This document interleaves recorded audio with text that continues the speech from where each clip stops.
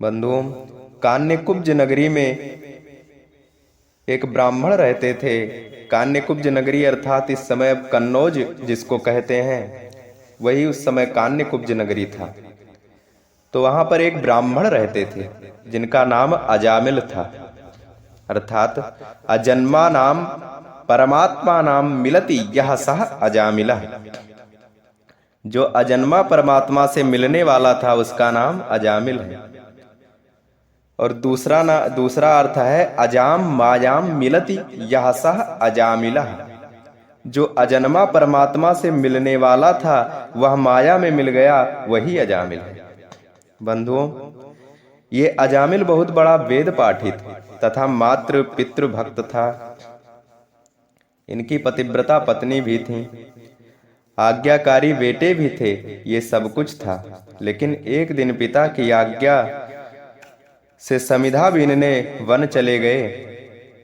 One से समिधा आदि सामग्री लेकर लौट रहे थे, तभी रास्ते में एक वैश्या के साथ किसी पुरुष को रमण करते हुए देख लिया।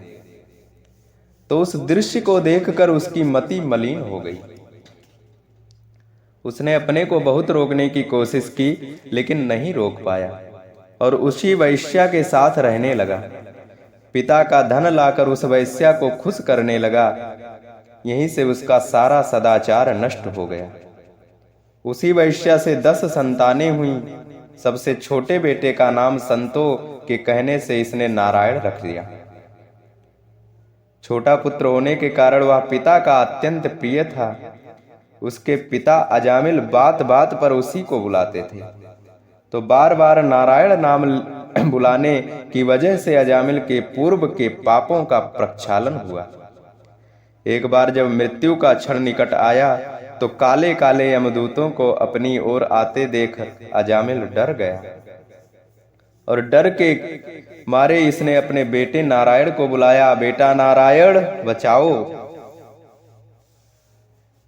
जहां ये शब्द भगवान के पार्षदों के कान में पड़ा कि दूरे क्रीडन का सक्तम पुत्रम नारायणाह्वयम् प्लावितेन स्वरेणोच्चैर् आजुहाव कुलेन्द्रियः। दूर में खेलते हुए अपने पुत्र नारायण को जब पूरे बल के साथ पुकारा, नारायण बचाओ, तत्क्षण भगवान के 4 पार्षद प्रकट हो गए और दूतों को धक्का मारकर यमपाश से मुक्त कर दिया। यम के दूत तुरंत उठकर खड़े हो गए। क्यों भैया, तुम 4 चमकीले कहां से चले आए? विष्णु दूतों ने कहा, तुम बताओ, तुम काले कलूटे कहां से आ गए? यमदूतों ने कहा, हम यमराज के दूत हैं, पापियों को पकड़ने का ही काम करते हैं। तुम्हारा परिचय क्या है?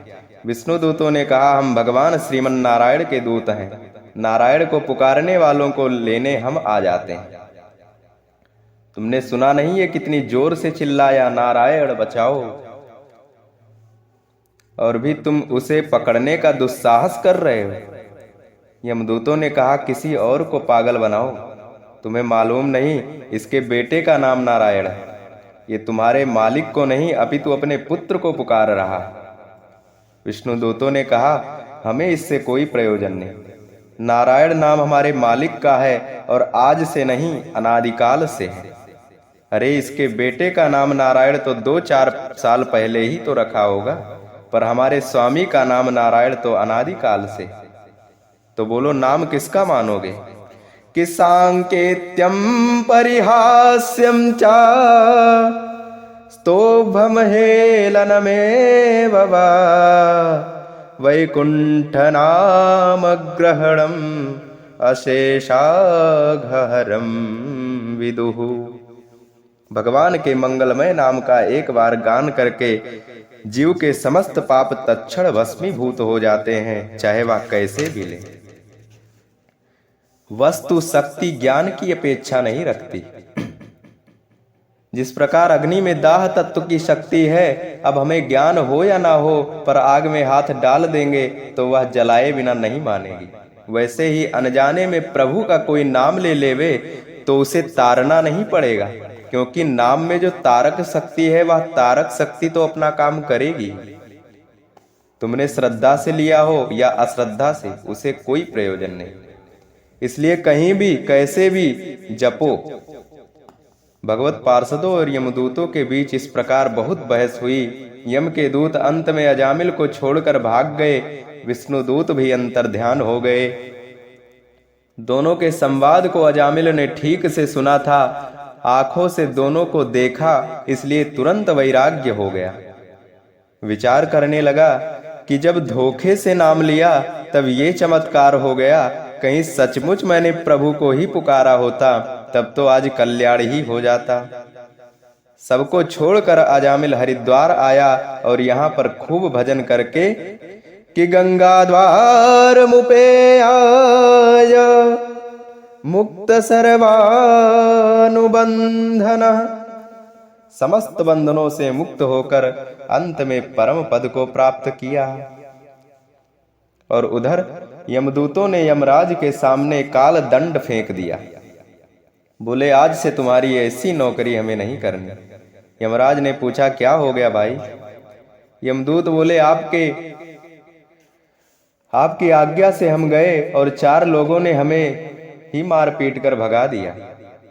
कारण सिर्फ इतना था कि वह जीव अपने बेटे नारायण को पुकार रहा था और वह कह रहे थे कि हमारे स्वामी का नाम नारायण है। दौड़कर यमराज ने उनके मुंह पर हाथ रख दिया। अरे धीरे से बोलो। यमदूतों ने पूछा क्यों महाराज? यमराज बोले अभी मंगलमय नाम जो तुमने लिया है, कहीं चिल्ला चिल्ला कर 2-4 बार ले लिया और इन पापियों के कान में पड़ गया तो नरक में जो पड़े हैं सबको विदाई देनी पड़ेगी। मेरा तो सारा व्यापार ही ठप्प हो जाएगा। यमदूतों ने पूछा अच्छा महाराज, ऐसा चमत्कार है तो बताइए इस नाम की महिमा क्या है? धर्मराज बोले भैया हम क्या बताएंगे तुम्हें नाम की महिमा, भगवान से पूछो तो भगवान भी ना बता पावे। कि कहो कहाँ लगी नाम बड़ाई, राम न सकहीं राम गुण गाई।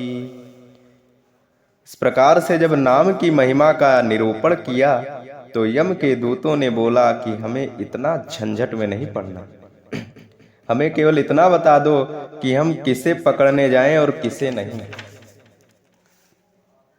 कि जिह्वा न वक्ति भगवद गुण नाम ध्येयम्, चेतश्च न स्मरति तच्चरणारविन्दम्। कृष्णाय नो नमति यच्छिरये कदापि, तानानयध्वमसतो कृतविष्णुकृत्यान्।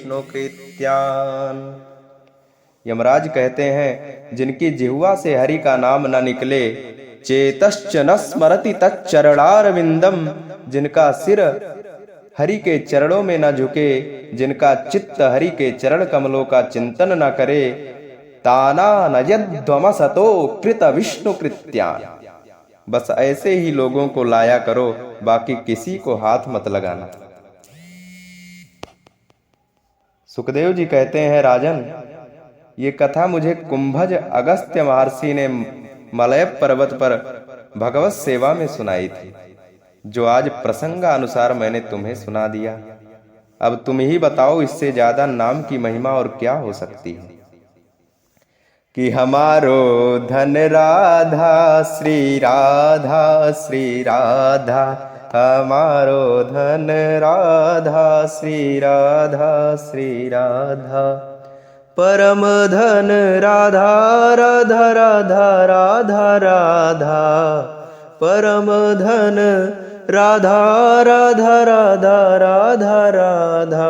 हमारो धन राधा श्री राधा श्री राधा, हमारो धन राधा श्री राधा श्री राधा। इस प्रकार अजामिल के प्रसंग को प्रणाम। बोलिए श्रीमद् भागवत भगवान की जय।